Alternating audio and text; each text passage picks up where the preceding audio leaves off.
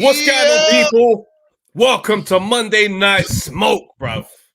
All right. Where's your bums? Where's your bums at, bro? There we go. There we go. Cuz we're here, fam. The only place that you need to talk about boxing on a Monday night, fam. With us right now, fam. On a man thing, fam. Hey, listen, before we go any further, let's thank His Excellency for making all of this content possible, bro. Fam. This is the only way this content comes, bro. Because, again, this is it, fam. Even though we've been here years before, His Excellency really decided to get into boxing. He's keeping it going. He's keeping it going. Hey, listen, let me greet the great defeaters right now, man. I hope Raj has found a way to get back to the top of the game. He hasn't. Oh. It's not happened. Wow. Still happened, bro. You know, really we're happy with watch. But you know it's tough to watch a champion fall from grace and struggle in the attempt to get it back. Stay blessed, be real, undisputed. And he's done it again, bro. He's done it again. Came back to defend my title. Look how he's talking, bro. Raj was like humble as well. He's like, bro, I had my title over to you, bro. You know what I mean? He goes, I'm moving countries soon. It's impossible for me to be the lineal champ. Stay blessed, be real. Like, light work, bro. He's not even showing him any love. Yeah. He's not respecting, the annuals and the greats that did it before, fam. He said, listen, it's my time now. And I respect it. Shouts out to Stay Blessed, Be Real, Philip Answer, Dan the Man, Joseph Frimpong, Man Like Raj, Skyliner, the editor, Hija Selassie, Jonah 31, Tyler MF Durden, Mark McGaw, Man Like Dojo, Bigsy Biggs, Finn Black, Scott Thomas, Goozy, Ali Hussein, Shazman, Ivy Ben, Alex Ferguson, October Red Noir, Black MB, Jermaine Williams, K-Star 10, Phil Larkin, Untraceable, Don Ashley Williams, Star Fox WR45E, Doughboy J, Man Like Kiyoshi and Jade Francis, Thomas J. Ridley, Jam Down 187, Tony Mutant, Buster Move, Base the Kid, Robert Rowley, and all the rest. We're here. Let's go. What an intro, bro. I gotta say it. I gotta talk, bro. There's so much to get into. Do you want to talk Jonas? This is what we got for you lot tonight. We got Jonas Mayer, yeah? I watched that fight. Literally, I did it again, and I watched it with the sound off. I watched it, let's say, minutes before this. Minutes. Oh, wait, hold on. Have I put in the finals? Oh, wait, 1 second. Oh, so we got that. I scored it and everything. I had to score it, bro. That's it. I scored it. I know how I feel about that one. Yeah. Then we got this. Then we got the next situation. What happened, bro? Bro, Travis, where do you want to go? OPETAIA left after 5 rounds, bro. 5 rounds. What did he do? Oh my God! All right, I'll tell you what. Let's start with Natasha Jonas and Michaela Mayer. All right, wicked. Yeah, we'll build. Said, bro, I ain't gonna lie to you. So you got your take. You got your takes. What's the score? Like 96-93. To who? Mayer. Oh, okay. It was hard, very good, bro. It was 96-93. 96-93. She won that fight, bro. Bro, do you know where it changed? It got to, I couldn't score. It was the 8th round, yeah? And that's when it got nuts, But then it was hard to split it. But I said, if I'm going to buy a little edge, I'm going to give that round to, because it was literally Jonas won a round, Mayer won a round, Jonas won a round, Mayer won a round. When we got into, literally, when we split round, split round is 7, round 7. And that's when I done the first 9-9. I couldn't decide. Round 8, I said, yo, Mayer, clear. Let's not mess around. Round 9, Mayer, done. She knew what she's doing, landing, even though Jonas tried to steal it in the last 40 seconds. That's what she's trying to do late in the thing. She's trying to steal the rounds. So it's like, no, you haven't done enough. She's landed some heavier shots. She's there. She's right in front of you. She just looks heavy-handed as well. Even don't get twisted, Jonas was trying her best in there. Jonas was landing some good shots, but it's one of them ones where it's like every round I left thinking you had a moment or two, but she had the rest of the round. She had the championship. It was when it goes into the championship rounds, you saw the difference. And then after you got in the final round, yeah, it was clear. Like Mayer, like let's not mess around. We knew there was someone that came on and said, you know what, because I knew how you felt about it before. And the arguer in me said, because you told me, listen, I've seen it again. I'm telling you right now, Mayer all the way. I watched the fight literally so I could come here and argue with you and say, no, bro. I was like, please. I was watching it around here. I wanted to build a case. I wanted to build a case, bro. I couldn't build a case. There was no case to be built, bro. I got it 96, 93. The only frustration with women's rounds and trying to score them will always come because it's 2 minutes. So it's like it could just turn. The story can be told a certain way if you get a good little flurry, a good few moments. But with that being said, they are what they are. Do you know what I mean? And I think Mayer, she did enough to win that fight. Like, I know there's like, the cliche statements have been coming out. It's like, you've got to rip the belt from the champ. I'm like, no, you've got to win the boxing match. Do you know what I mean? We've got to stop these weird narratives. Like, unless obviously we know foul play can be at hand. But at the same time, I'm like, bro, that wasn't even one of those fights where, oh, no, no, she won the fight, in my opinion. She won the fight. There was too many. It was the like literally when you say 10-9, 10-9 and 8, you have to give that to Mayer. So what we talking about right now? Before it was close at the top, and it's hard because again, these are 2-minute rounds. So you're scoring like the first 40 or 50 seconds. You're like, oh, you are good then. Does that person do enough to win the round in the end? No, because I didn't see enough at the end. So really difficult. Again, you got to understand Jonas is the champion right now. He was the champion in that round. So she's coming to take something from it. Yeah. I think done enough. I think she done enough. It was a close fight, but I'll never call it a robbery. Well, no, I don't necessarily need to scream robbery, but it's one of the ones where it's like, it's close, but it also was clear to me. Do you know what I mean? They can be close, but it can be like, okay, it was close, but that person won. I don't like the weird energy around scoring in boxing. And obviously, to risk having the same conversation over and over again, there needs to be a clear-cut way of what rounds are being scored and why these rounds are being scored. Refs need to be able to, not refs, judges need to be like, boom, how do you see it that way? And how do you see it that way? Like base right now, you got 96, 94. Jonas. Whoa. How? Base. What rounds did he give? I can't. We need to discuss that and just see what rounds. Because I left no notes as well. When I was doing it, I was like, yo, wait, because turn off the sound. You have to turn off the sound. The sound is, those pundits, they know what they're doing, When you listen, you think they make your shot sound more hellacious. Turn off the sound. Watch this thing. Hey, Guzzy's going crazy, man, because I was distracted with Mayer's shorts. Why? They were high still. They're nothing under there. You good? My scorecard is on Twitter. Your scorecard's on Twitter. Bro, we ain't rushing over to Twitter. Man. Come here and bring the thing here all sharp, man. Talking about like I'm going to send men on that chase. Face, come on, fam. Hey, that's the funniest thing that we've ever done. What? I even jumped on that you, man. What?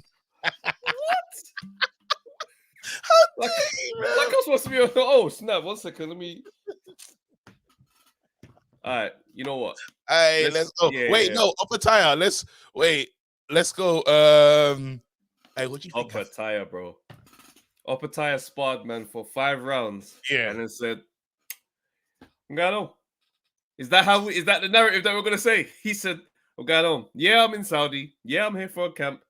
Yeah, I've been there for a while, getting myself acclimatized or whatever it is that you do. And we sparred 5 rounds, and only now has it hit me that there's no right-handed fighters here that might be helpful." Yeah. I came out here on a whim. I came out here on the absolute. Tyson Fury said he wants to see you. Okay, on my way. No plans about my fight that's happening. Yeah. This is what came to me, bro. This is what came to me in that moment. As soon as he left after the 5th round and he said, you know what, there's nothing here for him. I thought, are you telling me the truth? Are you telling me the truth? You know what this reminds me of? Rounds Jr. You remember the stories? You remember the stories of Usyk taking the piss out of Klitschko in his camp? Just in there going crazy. And then them men are like, get him out. I don't want him in there. Get him out. Bro. Because the media apparently was coming. They said, nah, get him out of here. All I'm saying is Joseph Parker would never leave after 5 rounds. He's there. He ain't going anywhere. No, because he's man with everyone. No, I hear it. But what happened is he went in the ring and didn't play. This is what I'm getting with. He's gone in the ring, he's not played by the rules. Yeah, the rule, you know what the rule is, because most fighters, OPETAIA, yeah, he said, I don't need my belt. I get Breedis and this, that, and the other. He said, take this from me. I'm fighting because His Excellency is about to give me the bag. So you're telling me that he didn't think there was enough wonderful energy to be in the room. You know when they say sometimes being lineal champion is enough for me. He said, nah, I'm so scared of what Breedis could do. I have to leave here right away and get to serious sparring. Mate, end of the day, yeah, we have to. All right, let's because obviously we got to explore all avenues of possibility. Yeah, so we're starting with the one where OPETAIA has knocked man out. The one that we like, because that's the one I like. When I saw the rumors floating around today, I said, lovely, that's amazing. But let's be real, OPETAIA does have heavyweight ambition. Yeah, he does have heavyweight ambition. He's spoken about this before. So yes, it's good to go in there and spar and help man prepare. But at the same time, he could have gone in there and thought, you know what? I'm going to use this as a measuring stick and see what I'm saying against these man. And he's gone in there and swung for the trees. They've had an inlet on some. They've had an inlet like, all right, 50%, mate. All right, take it down. Done this on some slip. You know how he puts the shoulders over like this. You know how he's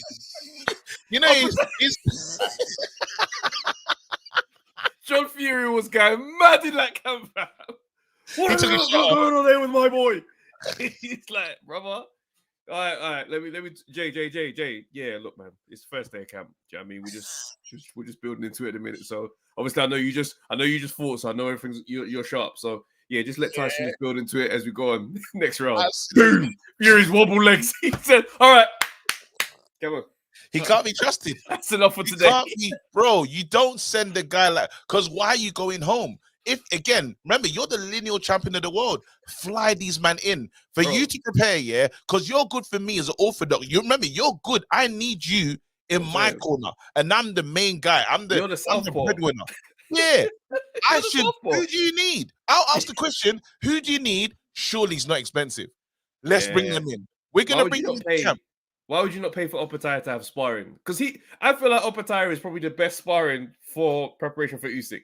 Absolutely. But they said after the fifth round, go home, quick feet. Come on. Send him to Australia. Send him to Australia. I don't care about his sparring. Like, you know how long that flight is?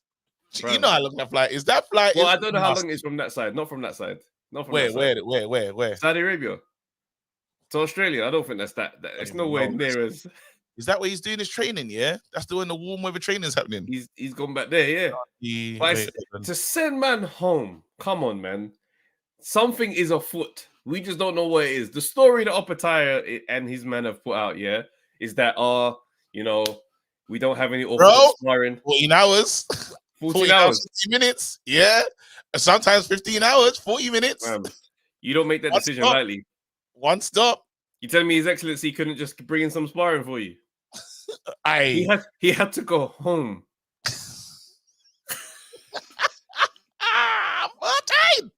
Listen, mate. Not good. Now, yeah, it's a mad one. Obviously, like, it's one of them ones where it's like if we're being super logical and we're just trying to be, you know what I mean? Cool. He's in camp with Fury, but he's got his own fight. He's got to take care of that business.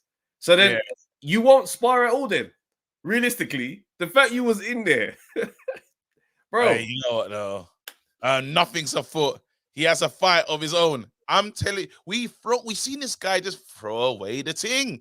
He said, "Look, I don't care what you man are saying. I'm fighting my man for the peas. So let's not act." Anyway, are you saying that are you worried for him in this Breeders fight? Are you worried for OPETAIA? No, not at all. No one is. I believe in this guy. This guy he's the guy in that division. That's why I'm saying. But that's why I'm saying there is still credence to the fact that he knows I'm gonna cook this guy. Now, the form I'm on, I'm gonna beat this guy. So let me test myself against the heavyweight champ. Let me just go in there and try and done him, fam. All we're saying is it's suspicious. That's all we're gonna say. It's you don't find that suspicious. Don't you find that suspicious? Hey, All right. I don't know what's going on with Sky Sports over there as well, by the way. There's some scandal. No, Oh my man. days, I'm bro. not gonna call it scandal. No, I'm not calling it 80 scandal. grand, 80 grand cash in a bag. I'm not calling it scandal. 80 Do you know what's pissing me off? Let me tell you what this is. Do you know what is Go on. pissing me off about this? Go on, hit me.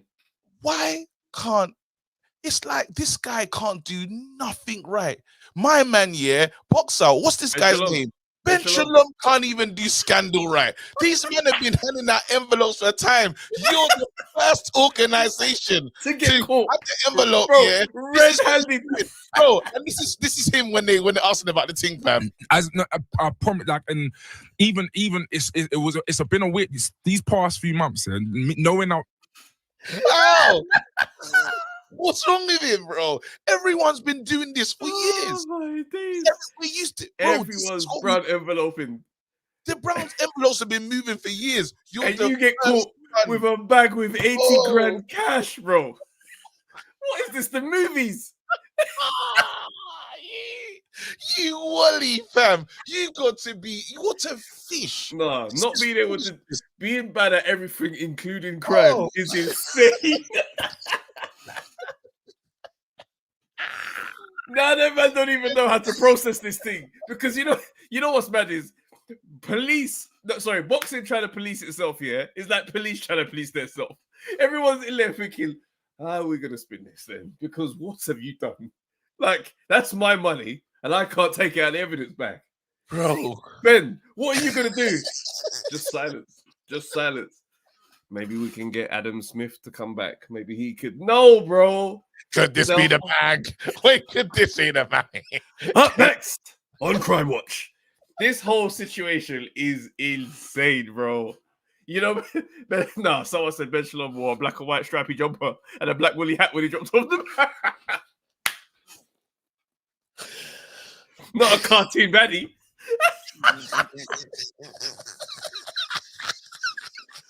So man's got big old lawsuit going on from there, but then Matchroom, bro.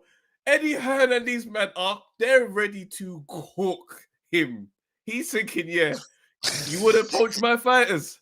I'm gonna sue you for all the money I bro, it's insane, bro. You said he dressed up as a cartoon baddie. Flipping hell. Man.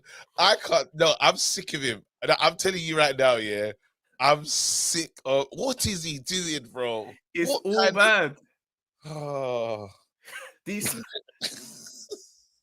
how many fumbles? The fumble snaps are insane. Every day. I swear, bro. You weren't even in the emails. Bro.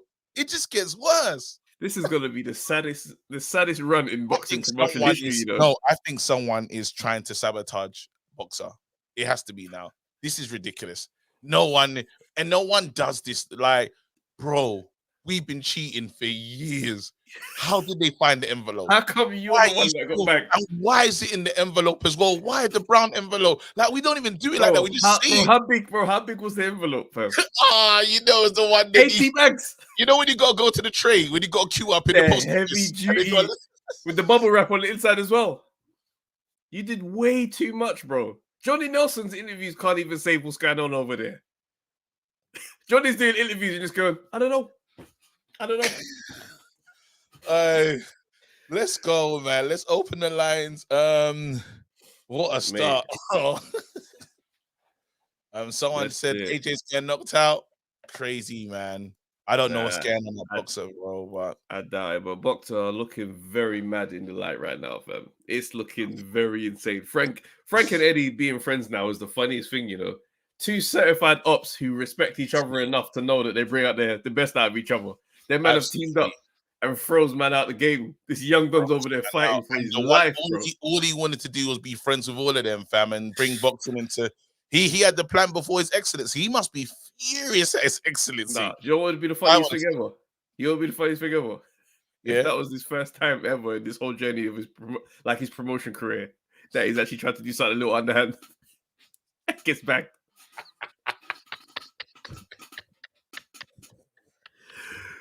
Man broke his rule one time. Bam. I'm gonna Oh, get it is, what bro. you call it because I was gonna bring it. That's a more of a expect foolishness conversation. yeah. So, but Say no yeah, more. I got one. I got I got a story. Fam. Yo, The where's link, everyone at, man? the What's link is going in the on? chat now, guys. There, Link is in the chat. The link is here. You know, 80K, people that you don't know. get involved as well, like jump in. Don't be afraid, man. You don't have to turn on your camera. You just gotta talk, man. Yeah, we'll be nice as well. And the debut callers were nicer still, but if you just start chatting mad shit, like it is what it is. Oh my Yeah, days. man. I No, want to. that is. Go on, That's. go on. I would love to talk to Bass about his. Yeah, base. Jump on, fam, because yeah, I need to hear how you saw Natasha Jonas winning that fight. Did anybody else see her winning that? That's the interesting. This is the interesting topic right now. Hold on, that's it. Just got a comment here from D. Obiar Newly. Sorry if I said that wrong, bro. He said Chisora is a Hall of Famer based on his resume. He actually beat undefeated Hellenius, White, Parker, and gave Vitali a tough fight. Thing is, he didn't get those wins. I know you're saying about Dillian White in the first one and Parker, but the Dillian White one, you can't really argue that one too heavy because he literally got knocked out. I know there's dodgy circumstances that led up to it, but it did happen. Parker one, I don't know if I can. Actually, I do remember that fight being close. We call him a Hall of Famer for pure longevity, or we call him. He's saying based on the resume. I don't know. He's got to have some big wins in there. I don't think he really does. Sadly. All right, Bass. But yeah, Bass, bro, man. I ain't got my headset, so I had to turn down everything else. Hopefully, you lot can hear me. All right. Yeah, we can. We can. Bass. Okay. Here's the scorecard. Some of the envelope money, fam. What's going on? I just want to ask you: have you been? Because you've been getting places. You've been involved. I'm not trying to put any dirt on your name, but you've been mixing shoulders with. Have you seen money? Because your scorecard. Did you see the brown bag? Did you see the bag? Have you seen any envelope? No. I wish I seen the envelope. This guy would have come home with the envelope. I scored the fight live on the night. I've watched the fight 3 times. I scored it live. My scorecard hasn't changed. The only thing I can say is there was 3 rounds in there where they were swing rounds. So whoever you want to give it to, you can give it to. But here's my scorecard. Right. Yes. Round 1, 1-0 Jonas. Good body work and better accuracy. Also showing the speed advantage at the moment. Yes. Round 2, 2-0 Jonas. Mayer was busier, but made to miss quite a bit. All the clean, effective work came from Tash. Round 3, 3-0 Jonas. Michaela seems sluggish at this weight. Tash is picking her off from the outside and countering on the inside.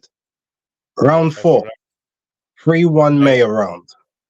Applied constant pressure and brought her feet closer to the target before punching. Bullied Jonas around the ring. Round 5, 4-1 Jonas.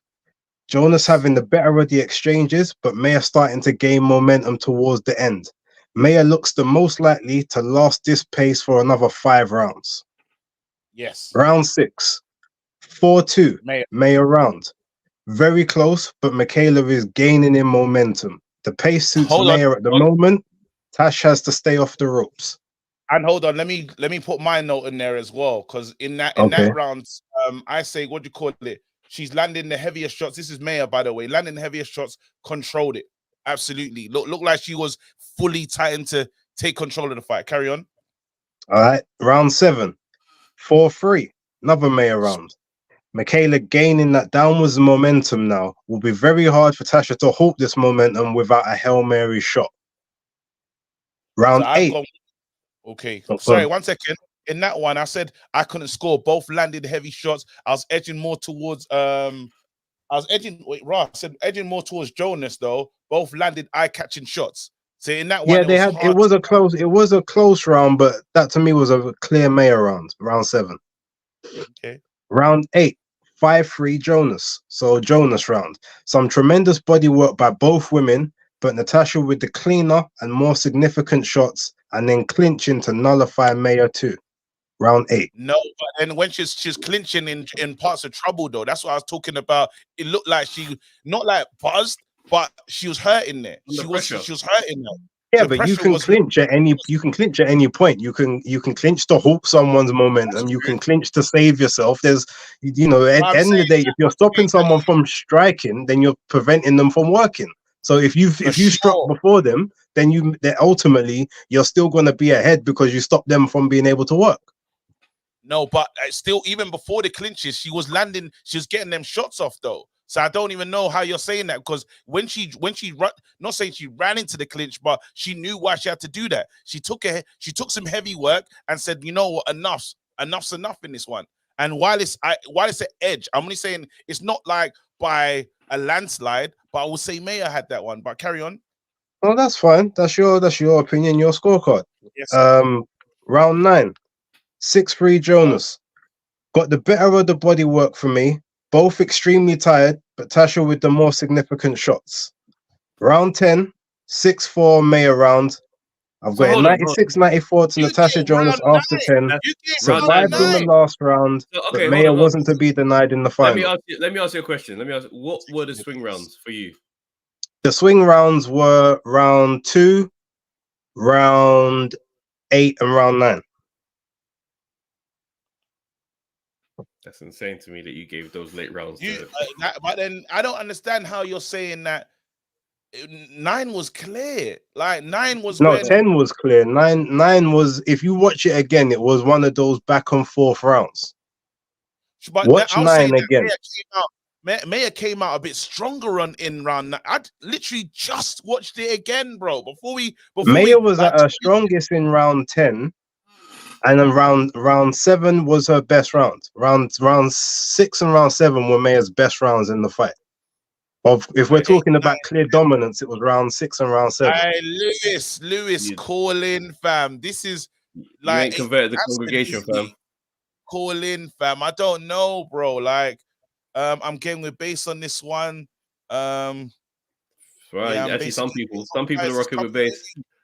I don't know, man. Base, I'm not Nah. sure on that one. But again, it's your card, innit? You're All I'm allowed to saying is, look, like I said, a live scored. There was no bias in it. score. 96-94, the same as the American referee. I got 96. The American judge, sorry. Mm. So I had Natasha Jonas winning the fight. Nah, yeah, same. I had it that way, man. It's tight though. Yeah. It's one of those ones, innit? It's a close fight, innit? It's a close fight. Yeah, absolutely. But stop that American thing. Lewis, call in, bro. Don't just be in the, what you call it, bro. Get involved, fam. But I just saw her doing more, Mayer doing more in round 9, 10, and 8. Like, while it was, yeah. Anyway, it's difference of opinion, bro. Talk to me about this the situation with Fury as well. Is there a case? What do you think? Ain't that a bit suspicious? 5th round and we're out of here. We're leaving. We're flying back to Australia. I mean, it doesn't make much sense to me. As I was saying to Trav earlier, if I'm to be honest, I don't like the fact that if you've gone over there to spar him, but now you're leaving to go back to Australia to then have to come back there in like 3 weeks time or 2 weeks time to knock you on the jet lag thing. So you've disrupted your whole training camp for 5 rounds. So to me, something don't quite seem right in that scenario, and it doesn't seem like the best preparation for your own fight. I know he's been active, and when you're more active, like, I guess maybe that whole time zone stuff isn't going to affect you as much, but it still counts. And at that top level, whether Bradus has fought for 17, 18 months or not, he's still an elite level boxer. So you still need to be on your A game. And ultimately, this is the same guy that broke your jaw in 2 places in the last time you fought him. So you don't want to be taking chances. So I would have, to me, it would have made sense to have your own training team there as well. But I'm telling you now as well. It was a while ago, though. Let me quickly jump in and say this. He's 28, right? OPETAIA. Yeah. Yeah, at that age, jet lag be hitting. It's hitting. So you don't want to be. What do you mean? Even if you say I'm saying, as the older you get, it's harder to just get onto that time zone and that timeline. It hurts. No, like, but 28, you're still good, bro. 28. Bro, I don't 28 know. is still Jet lag tidy, be hitting. Hey, let me talk to the youngsters in the chat, bro. Jet lag 28. Jet lag, bro. You know about how you feel, bro. You got literally your body clock is changing, plus the early runs and early training and that. How? I don't know, fam. It's not what he needed, especially going there and back. I don't think it's the wise thing to do. That But he's done it 14 hours, anyway. And 14-hour, bro. And you already just know being in the. I don't know if he's got the real private jet situation. I don't know if his situation is like that or if he's flying just business. But if it's that, it's still just long. If that just the commute is long. That's a day. It's horrid. Anyway, either way, I still think he's winning. So, for all things considered, I still think he's knocking my man out. I mean, here's what I'll say. At the end of the day, he most probably will. And he's in a much better position too. But again, against a guy that's such an elite level, you don't take them kind of chances if you don't need to. So ultimately, his team should have either been focused out there or we should have said, take that Fury thing out my contract because like I got my own stuff to focus on. That's what I see. Yeah. But I'll find out. I'm trying to sort out an interview for this week, so hopefully I'll let you lot know. No. Insider fam, need to let us know. Listen, big up base every single time, bro. Take easy, brother. Man. We gotta work on my guy Ben Shalom though. We need to take Ben Shalom to just like a school for the like a training course of how to just like how to move this better. How to move. Because you're not moving right. Bro, don't do this. A foundation degree in how to move. How to move. That's funny. Yeah, let's go. Turn off. You're muted still. Oh, what's going on, bro? Yo, how you doing, guys? First time calling. Hey, big up yourself, man. First time making a debut. How should we call you, man? What's your O? Are we just calling you O? Yeah. It's Mario. All right. All right, cool. Talk to us, man. Where do you want to go with this? Nah, you know what? I'm just watching that fight again, the Jonas Mayer fight again, and I think I still have it the same way. Jonas dominated the first few rounds, and then she got tired. Mayer started pushing her back, but she was still doing a lot of the good work. If you look at the body shots, if you look at the body shots she was landing, and you just focus on that for some rounds, you'd see that she was really, really doing a lot of work to the body. And that's what I think a lot of people didn't look at. So those body shots they were really going deep, and she was winning in that part. She didn't land, even though she was landing like body shots and stuff. It wasn't like a high number of those shots. Yeah. So maybe she would land one or two, then she's not really landing after a while. It wasn't like there was constant body shots. I don't know. I'm watching as I'm talking right now. I'm seeing shots getting landed. So I scored it when I worked it first time. I scored it 5-5. So I had Jonas up 4-2 around 6, and then she won 9, and that was how she got 5 points, 5 rounds. And Mayer had 5 rounds as well. But Mayer really started stepping up after 6, I would say. 6. So do you agree with Base? Because Base gave 8, 9. Wait, he gave the last 8, 9, and 10. 8, 9, and 10. No, he gave 10 to Mayer. He gave 10 to Mayer. Base, yeah. I give 10 to Mayer as well. I only gave Jonas 9. So I had. Sorry, you gave Jonas 9. Yeah, I gave Jonas 9. I don't understand what you. Maybe I need to go look back at that round because I gave Jonas 9. 8, 9, and 10 for me. May was doing what she needed to do, pressuring her, had her on the back foot, landing shots like it's. Yeah, boy. I don't know. I didn't see it like that. I mean, 10 was a clear round for Mayer. Mayer really pushed her back on the 10th round. That was a clear round for Mayer. But no, not 9. 9 was up and down, and it's just what you like. Like I said, it's what you like. I'd say. You're looking for. Yeah, exactly. Because when you're pushing someone back, doesn't mean you're winning. That's the other thing. That's how I see it as well. It does need to be some clear establishment of what the rules are instead of what you like. That's That's a strange way for a sport to operate. But it's the way different people. That's what I'm saying. But it's hard because different judges, like some judges would like the personality of walking her down, backing her up, even if they're just getting back, but saying, you're controlling the. Because it's hard to decide in a 2-minute round as well. Let's be honest. That's where it gets. Yeah. It's hard to break away and say who's done the most. And it goes really fast. Before you know it, the round is over. That's the thing. Yeah. So if you're not active in the first minute, before you know it, the round is over. And it's hard to win. It's hard to win.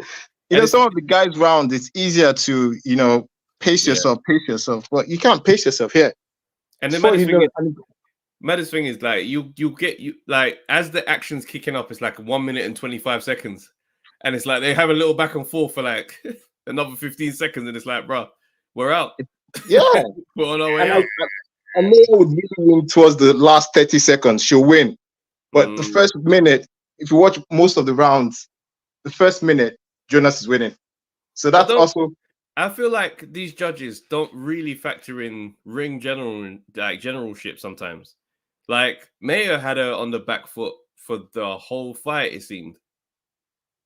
Do you know what I mean? Yeah. And for me, it wasn't like Jonas was putting on a counter-punching clinic for me to be like, oh, she's taking her to school. Do you know what I mean? It was just like, no, she's just backing you up and you're landing occasionally. So Ashley Williams is not happy with that. Ashley Williams is not happy with that take at all. Go on, elaborate, bro. Call in. You look, there's 316 people here. Hey guys, right you now. must be running up the like button. Hit the like button, man. Yeah. Because let's go. 2-minute rounds are trash, in my opinion. What's your thoughts on this Fury OPETAIA situation? Man, that stuff is weird, man. That stuff is weird. And the reason why I'm saying that is because what's this guy? Joseph Parker has to be there, right? He's part of the Fury camp. He trains around the same area with him. I'm sure he's traveled as well. So I'm surprised Joseph Parker, who is about the same height as Bradis, who is also orthodox, isn't around to like do some of those sparring with him. And also, like, you're gonna have to get some style specific sparring, not just any man that's got a right hand. Like, it needs to be, beneficial sparring. That's the part where I'm like, people ain't really giving him a nuance, because some people are just like, Tyson Fury is right-handed. I'm like, yeah, but I mean, the other thing also, you said 5 rounds, just 5 rounds. So you fly from Australia all the way to Saudi Arabia, and then you do 5 rounds and you leave. That just sounds suspect. And you didn't plan, and nobody planned sparring for you.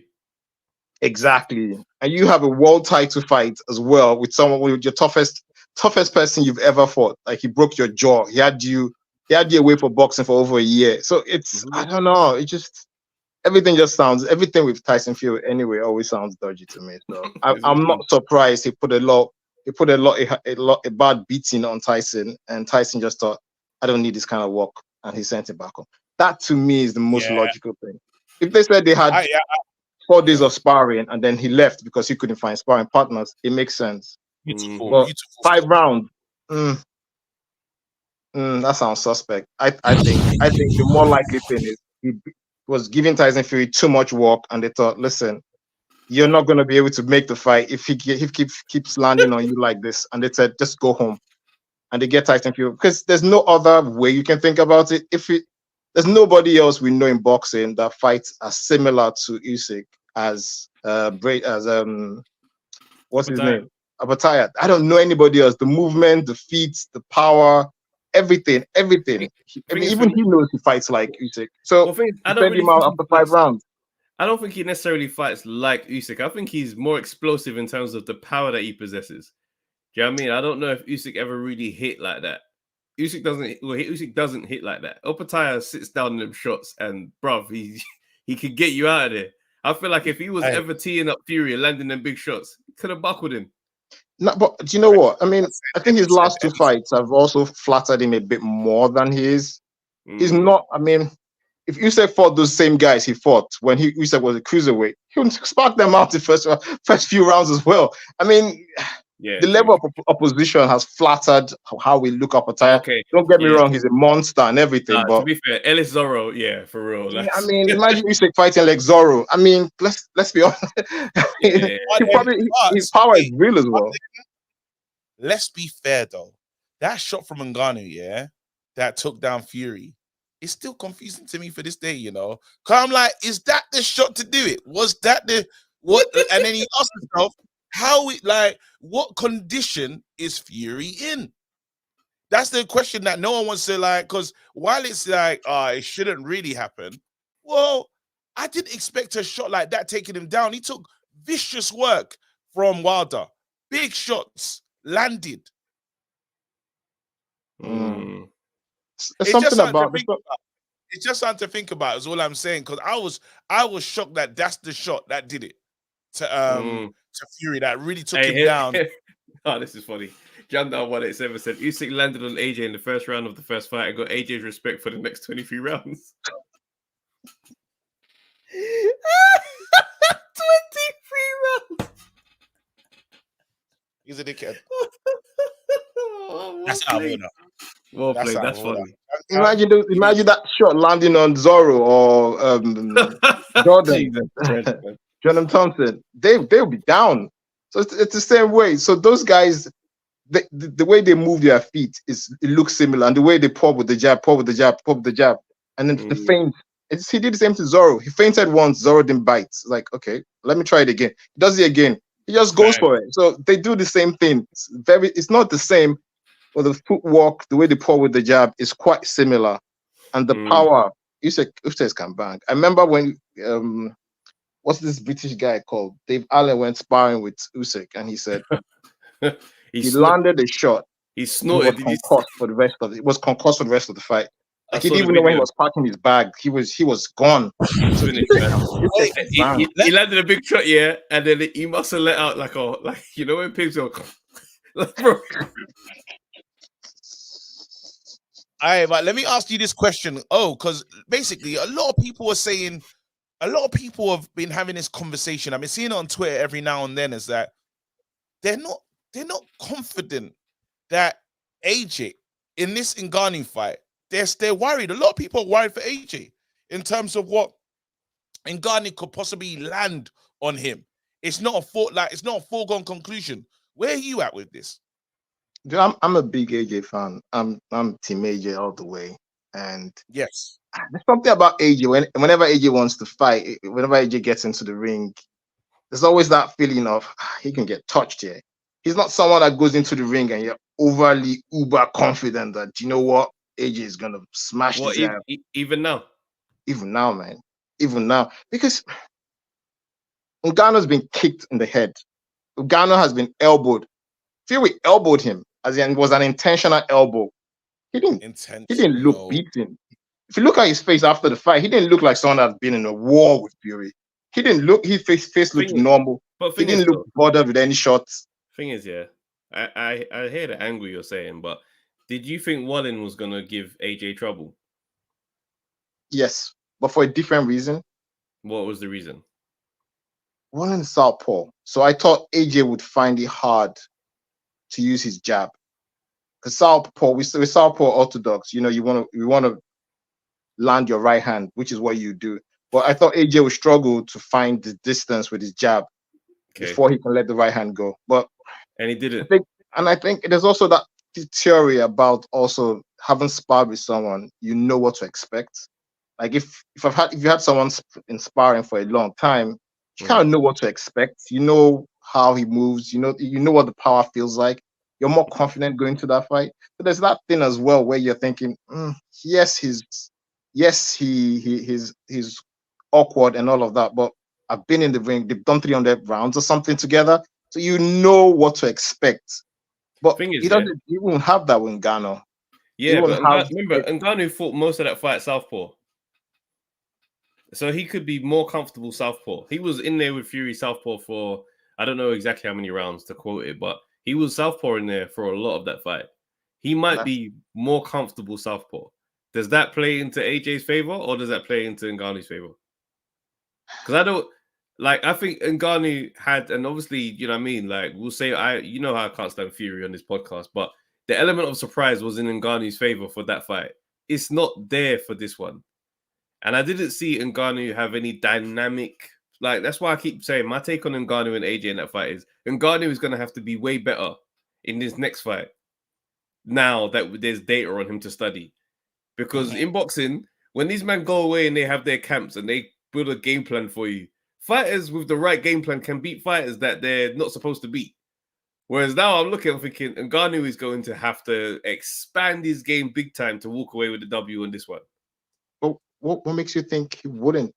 Like, he went. That's his first fight. Yeah, but I hear you. But how much? Listen, I'm not one. Listen, but people spend their whole lives dedicating themselves to boxing to get as good as they get. I appreciate anomalies exist. Yeah, that performance was an anomaly, but you're gonna have to now build on that and guarantee you get better. I don't know there's a guarantee he gets better. This might be him at the ripe age of 30, 38. I think he'll improve. Let me ask you this question though. Final question for you. Okay. And wicked call, by the way, killing it. Is Lennox? We done a video. You lot make sure you go check it out about Lennox and the AJ problem. Do you think Lennox is a hater? I put the poll up as well for everyone to get involved. Is Lennox a hater? Like, because I was shocked. I was looking at the comments in the video, and a lot of people was on the alignment of Lennox is just hating. Where are you at? Yeah, I'm on that hating side. I'm Team AJ all the way. So anyone that gives AJ stick, I'm like, why? And also the idea is how I see it is AJ is loved. AJ puts boxing on the map. AJ gets low. AJ's sponsorship is running into tens and tens of millions. That's just sponsorship. He doesn't have to even fight to make money now. So I see how someone that when he was on his prime, he wasn't getting the love. He wasn't getting the endorsement, the sponsorship. He wasn't getting the type of opportunities that AJ had. And coupled with the fact that when AJ went to turn pro, he went to Jamaica. He took him to Jamaica. I remember that. He took AJ on like, this is going to be my guy. And AJ said, you know what? I've tried everyone. I've listened to everyone. I'm not going with you. So I still feel there's a tiny hint of jealousy / I wish that was me. I still all right. Hold on. Yeah. So what I'm going to do is I'm going to keep the conversation moving, bro. Amazing first call. Please do call again, man. Respect, bro. You, fam. You lot show him some love. I hope the like button is liking. Let me quickly look and see what you lot are saying. 103 likes. We could do better. Again, you lot feel free to hit that super chat as well. We're hearing it. You know what I'm saying? Yep. Don't be afraid. Like getting club and not buying a juice, fam. Yeah. Alexander the Great, what's going on, bro? Talk to us. Not much, just at work. How are you guys? I hear it, man. They're real good, man. There's a lot going on. I'm into that Lennox conversation. I'm shocked that people are calling Lennox a straight hater with what he's achieved in the game. But what's the look for you? Why are people saying this? Well, I don't think Lennox is a straight hater, but I do believe he doesn't like that people compare AJ as the next great heavyweight because he's like, I'm the great heavyweight. You compare him to me. I don't think that's right. He thinks he's better than AJ, which accomplishments he is. But AJ is next man up. And it's like in football and in America, all great quarterbacks hate their backups, really. They're like, this guy wants my spot, so I'm not going to give it to him. I'm not going to give him any props if I can help it. It's true. But then, but saying that though, Lennox has been real cool with, with one of these guys, with either Usyk or Fury, taking the new undisputed crown. It's not been the one since, and he's been waiting for that moment to come. It's not like he's afraid of losing that. He's still solidified. No matter what he does, Lennox is solidified in the boxing Hall of Fame. Like, he's solid. Like, it's done. So what's he really comparing himself to? Well, when you look at AJ, his style is a little bit more comparable to Lennox's than Fury is. Fury has always been, big, well, until the Wilder fight. He was always on the toes, big, long jab. Lennox would get in there with people. Sure, he would use the jab and set up stuff, but he would get in there if he had to, like he did against Ray Mercer. He went on the inside and started putting that work in on Mercer. Even though it was a good fight and close, he still won. Yeah. So when you have a guy who's so in terms of like look and how people perceive him as he once was a power puncher, like Lennox was. He's like, I don't like these direct comparisons because I think I'm better. So it's just that kind of thing. I don't think it's straight hating, but that's what I think. I hear you. I hear you. All right. And it's funny because like you do get other heavyweights. I think sometimes we try to paint history as if everybody just got on and everybody was cool. You got comments from Joe Louis, like George Foreman was shooting at Lennox a lot of the time as well. Like it is a thing that happens the next era down. You see what I mean? So it's kind of normal. It's just that it's closer to home for us to have a last generation British fighter and a now current one, and they're drawing at each other. So yeah, it's ego, isn't it? Athletes' ego, it doesn't die, bro. Nope. All right. Mike Tyson, when he gets his ego up, he still thinks he can knock out anybody. That's true. That's true. Just on the other things, man, we had the Jonas fight and we got the OPETAIA Fury conversation. I disagree with Base on giving Jonas the fight. I did not think Jonas won that fight. I thought it was pretty clear for Mayer. I gave Jonas the first round, the second round, and the 9th round. All other rounds I gave to Mayer. Some rounds were a little bit more competitive than others, but I was like, Mayer's pushing her back. She's sticking it on her. I think Mayer's winning this fight. I have to shout out Trill from the Boxing Bros USA because he felt this robbery was hilarious on the point that it was like if you gave Wilder the fight against Parker, he felt it was on that level. He found it that offensive. That's way too much of a reach. That's a reach. That's a Wilder fan. He's a Wilder fan. That's insane. Because no one could look at that Wilder performance and think anything. Nobody in this world. Well, no, to be fair, no, hold on a second. We misunderstood. The example that he's saying is giving Natasha the win was like giving Wilder the win against Parker. And I think that's too much of an exaggeration. I don't think it was that wide. It was still close. But I just think I think it was close, but I think it was a clear fight, a clear win. I think Mayer won the fight. Well, I found it to be funny. That's why I mentioned it. But like I said, I didn't give Jonas the fight. She fought her heart out, so I can give her props for that, while Wilder didn't. Wilder just stood there. Hold on one second. Let me read the super chat and let me know what you think about it. And this is the response from Dean, by the way. Travis, go for this one. Bust the move. Bring up for the super chat, bro. He goes, why would Lennox hate on someone that's not on his level? He goes, Lennox is offering his opinion. If it's not pro AJ, it's just called hate for some reason. Boy. I mean, and why don't he offer someone said why don't he offer all heavyweights his opinion then? But he has spoken on. You see, this is the thing, right? This is where I would highlight. I mean, when we sat with him, I mentioned it to him. Like, there's the criticism of AJ, but it's what makes it mad is the loud silence of no criticism of Tyson Fury. Now, for me, I don't know how anybody watches how Tyson Fury moves and operates, and you've got no criticism for him. That's what kind of shakes the table in this conversation. He said that Fury, he said no one in Ngannou shouldn't be beating anyone. The fact in that he said that it should not happen. This should be a cakewalk. So simply, he's clearly saying, there's brethren bias definitely, because Fury's shown, the one thing for sure is Fury has shown Lennox love. Outside of this, whatever, in terms of the respect level, Fury's always respected Lennox. When he sees him, make sure to make people know it's Lennox. You know what I'm saying? And there's been moments on the other side where that respect hasn't probably been shown. So you don't get that grace of me doing brethren bias in the media, because disrespect has been shown at different moments, probably how he feels.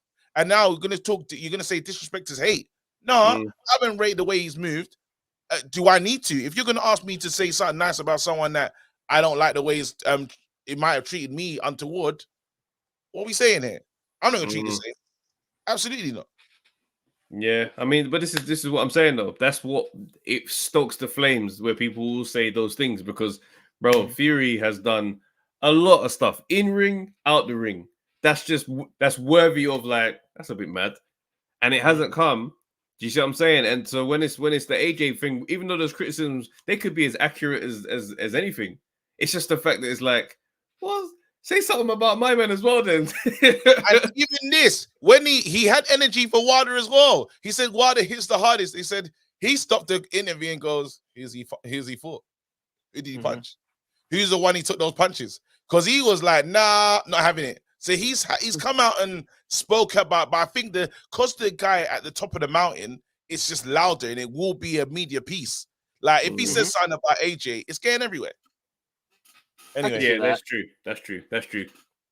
About Jay OPETAIA. So with OPETAIA, I don't think he would have dropped Fury if that's the case, but I do think he was putting in that work because just the smaller man against the slower Tyson Fury, he's going to be able to take those angles. He's going to be able to land the punches, and Fury and his team are probably like, Raw, I don't need this kind of work. I don't need it.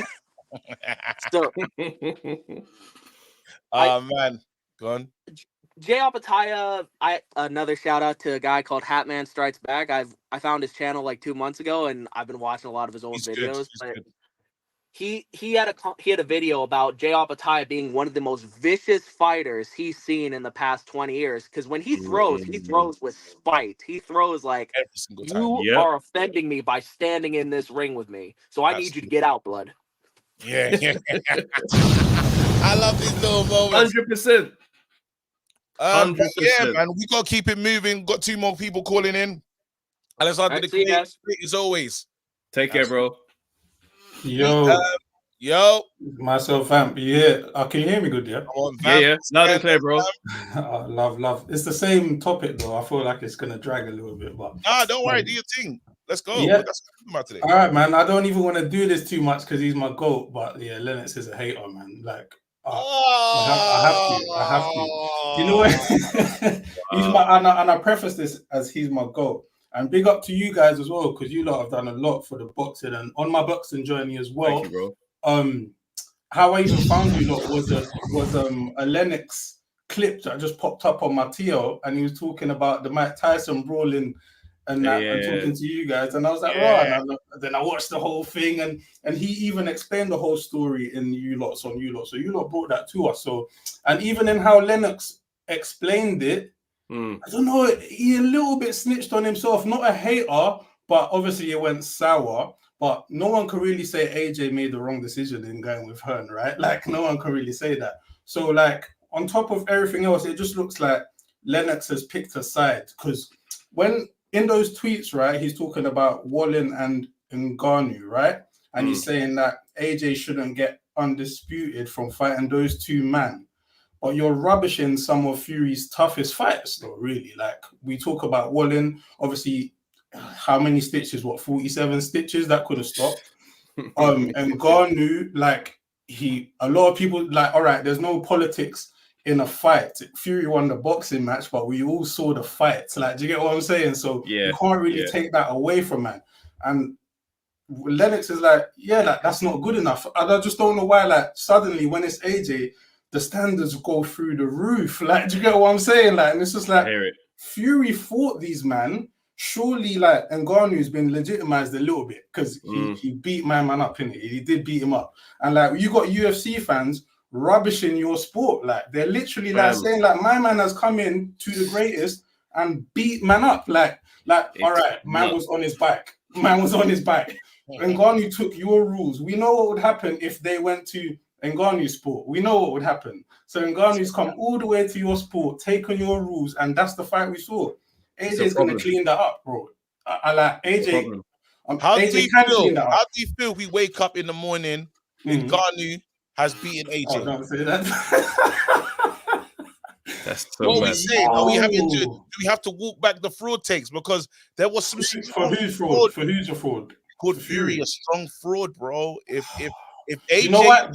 Were a novice as well. For me, I just call Fury a fraud based on how we shot him into the sky and started talking about the greatest of all time. Like, if we just take all of that out, then he's not really a fraud. He's just talked his way into positions, but he's not a fraud. But that Ngannou thing, that shouldn't be happening to, I don't know, Dillian White. If Dillian White had that performance against Ngannou, you'd say, "Raw, Dillian, you shouldn't do that." So if Fury is the greatest, there just shouldn't be any room for that, in my opinion, anyway. So if Ngannou beats AJ, I'm more looking at Ngannou like, "Raw, you're nuts," more than Fury is a fraud. Do you get what I'm saying? But it's a dangerous fight. More like If he knocks Yeah. AJ down and AJ scrapes to a points win, like just about, you have to look at Ngannou. After a while, you got to say, you know what? He's actually he's him. Like you're a freak of like no one should be doing that. That's like us, man. Just we can kick ball on Sundays, AJ, and then we got Champions League final, and we start doing something. Like nothing's gonna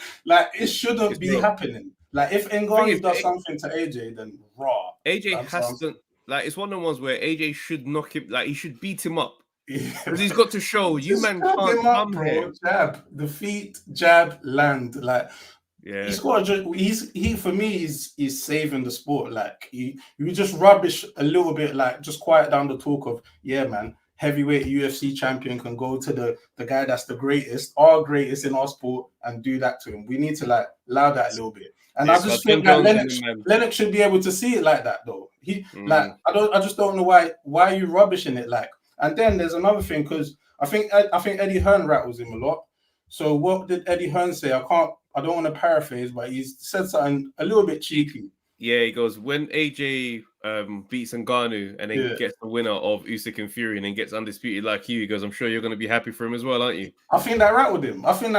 And then he said, and he starts talking about, I'm the boxing fan, you're the promoter or something like that. And then he said, what did he say? He said, like, oh, yeah, Fury's going to drop all the belts and go WBC only. So someone's got to Thanos them back together. And I'm just like, well, who Thanos them together in the first place? Because we see how boxing is, right? Wilder wasn't going to unify. Fury's been running from Usyk for how long? So why is Undisputed here? It's AJ, right? So, like, surely if anyone's going to get a little pass, like, to get a Undisputed, it should be AJ, isn't it? That's real. It's real. Hey, someone just got me the hell out of here in the comment, fam.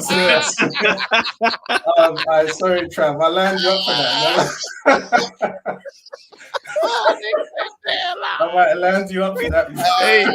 Hey, listen, man. My mid-range jump shot is as good as anybody's, man. Hey, Trav, I'm telling you right now, Golden State need you. Yeah, I learned that.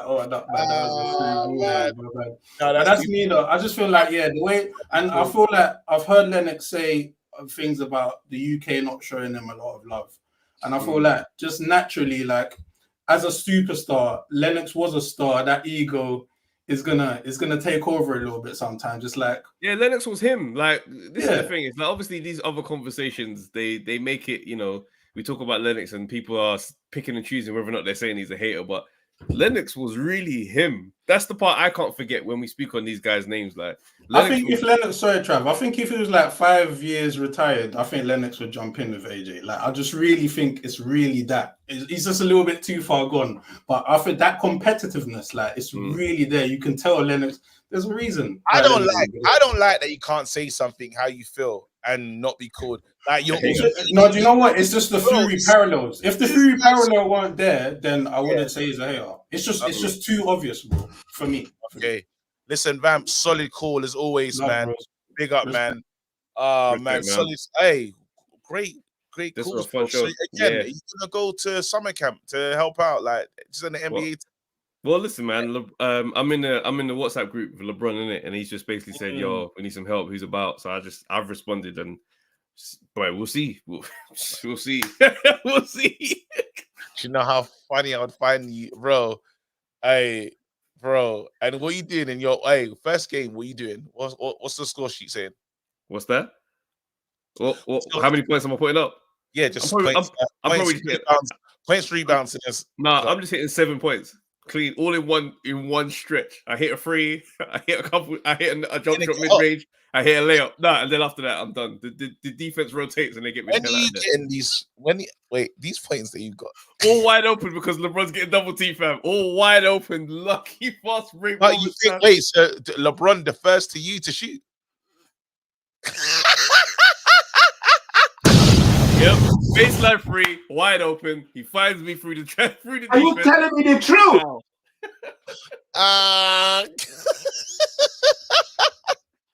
7 points. God. And I walk to the bench as if I'm Kobe, fam. I went out of here, man.